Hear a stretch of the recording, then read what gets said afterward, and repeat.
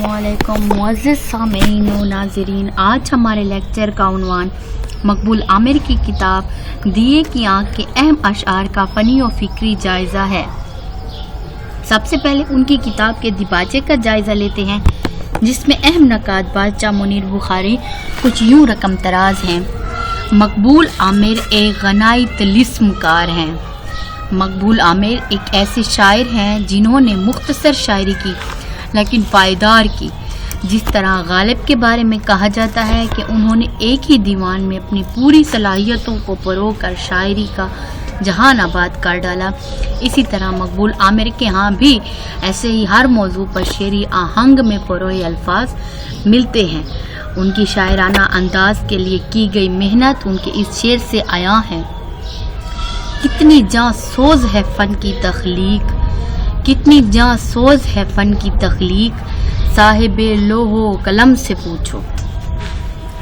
शिको अंदाज। इकबाल ने खुदा से शिकवा किया।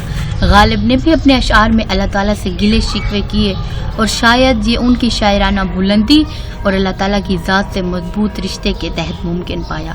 इसी शिको रंग की झलक हमें मकबूल आमिर के यहाँ भी मिलती है कि ए अल्लाह, अगर ज़मीन के काम मेरी दस्तरस में नहीं, मेरे इख्तियार में नहीं, तो मुझे ज़मीन पर किस गर्ज के तहत उतारा था।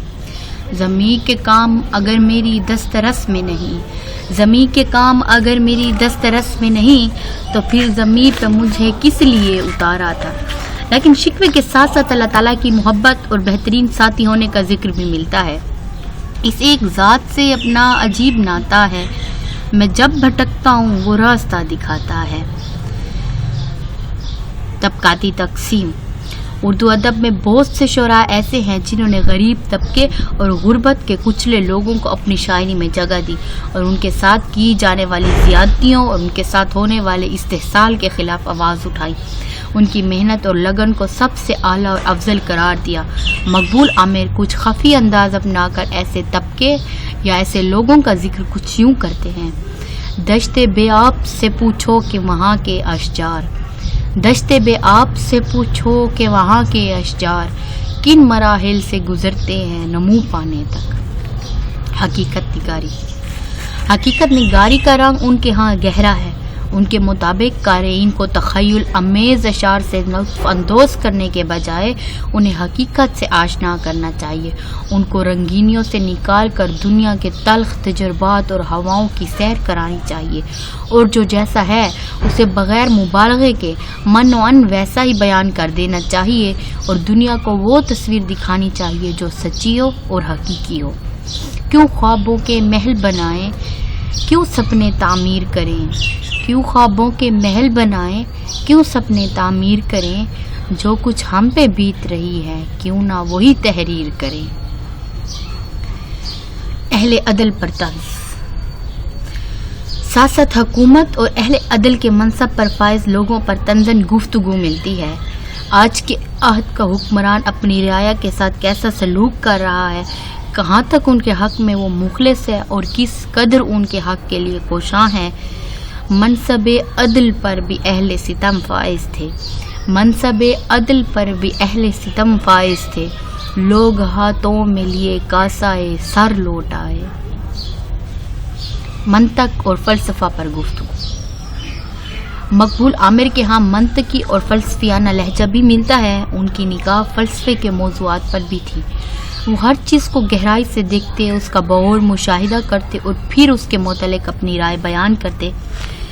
मतलब वक्त हमारे जहनों में आम सी चीज़ है, लेकिन अहले नज़र लोग इस पर गहराई से सोचते हैं, लोगों को बताने की कोशिश करते हैं कि इसकी असल हकीकत क्या है। एक ऐसा मौजू है जिसके मुतल्लिक़ बहस हमें उर्दू अदब के बड़े शोरा के यहाँ भी मिलती है। मसलन गालिब, इकबाल, मजीद अमजद जैसे शोरा की शायरी में इसी तरह मकबूल आमिर का एक शेर है। कोई पड़ाव नहीं वक्त के तसलसल में, कोई पड़ाव नहीं वक्त के तसलसल में, ये माह व साल की तकसीम तो ख्याली है। मतलब ये एक इंसानी सोच है जिसने उसे माह व साल की बंदिशों में कैद किया हुआ है, बल्कि ये तो मुसलसल जारी और सारी अमल है। मौत। اسی طرح موت کے متعلق بھی وہ اپنی رائے پیش کرتے ہیں. موت بھی ایک حقیقی عمل ہے جس سے ہر انسان کو روبرو ہونا ہے. ان کے شعر کا مصرع ہے، میں جانتا ہوں اجل سے مفر نہیں عامر. تو مقبول عامر جیسے شاعر بھی اس کو آزادی کے مترادف ٹھہراتے ہیں. جانتا ہے یہ وقت کا سکرات، زہر کا ذائقہ زباں تک ہے. اس سے آگے ہے بے کراں عالم، اس سے آگے ہے بے کراں عالم، ساری تنگی ہے سارے جاں تک.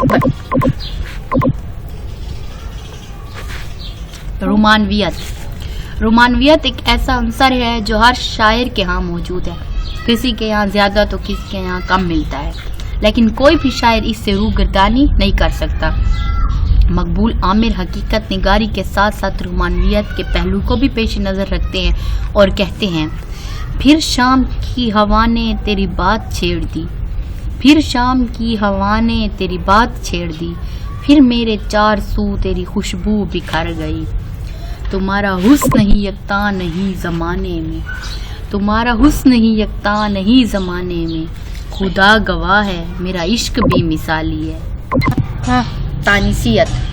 رومانویت کے پردے میں مقبول عامر تانیثیت کے پہلو کو بھی اجاگر کرتے ہیں. وہ ایک ایسی شہزادی کا ذکر کرتے ہیں جو ان کے تخیلات کی دنیا کی باسی ہے. ایک ایسی وادی کی شہزادی ہے جہاں ہر جذبے کی آزادی ہے. دل دریا کے پار ایک ایسی وادی تھی جس میں سارے جذبوں کی آزادی تھی. بوٹے قد کی کومل سی شہزادی تھی جس نے سارے شہر میں دھوم مچا دی تھی. الغرض ان کے ہاں مبالغے کی صورتحال بھی نظر آتی ہے. رنگ و نور کے پے کر دیکھ کر خیال آئے، رنگ و نور کے پے کر دیکھ کر خیال آئے، حسن نے میری خاطر کتنے روپ دھارے ہیں. اسی طرح مقبول عامر محنت اور مسلسل کوشش اور لگن کا سبق دیتے ہیں، کیونکہ ہمیشہ مشکلات کا سامنا کرنے والے لوگوں کامیابی کی منزلوں کو چھوتے ہیں، کیونکہ زمانہ انہی کے خلاف اٹھتا ہے جو حق پر اور حق کی راہ میں ہمیشہ رکاوٹیں رہتی ہیں، لیکن جو ان رکاوٹوں کا سامنا کرتا ہے وہ ہمیشہ کے لیے امر ہو جاتا ہے. شعر کچھ اس طرح ہے، جس دریا کے رستے میں دیوار نہ ہو، جس دریا کے رستے میں دیوار نہ ہو، وہ دریا کس خاموشی سے بہتا ہے. میں اس امید پہ صحرا میں آگے بڑھتا ہوں، میں اس امید پہ صحرا میں آگے بڑھتا ہوں کہ اگلے موڑ پہ شاید فرات مل جائے. الغرض مقبول عامر کے ہاں ہمیں ہر قسم کا شعری عنصر موجود ملتا ہے جس کو قارئین سہل انداز میں پڑھ سکتے ہیں، سمجھ سکتے ہیں اور ساتھ ساتھ لطف اندوز بھی ہوتے ہیں.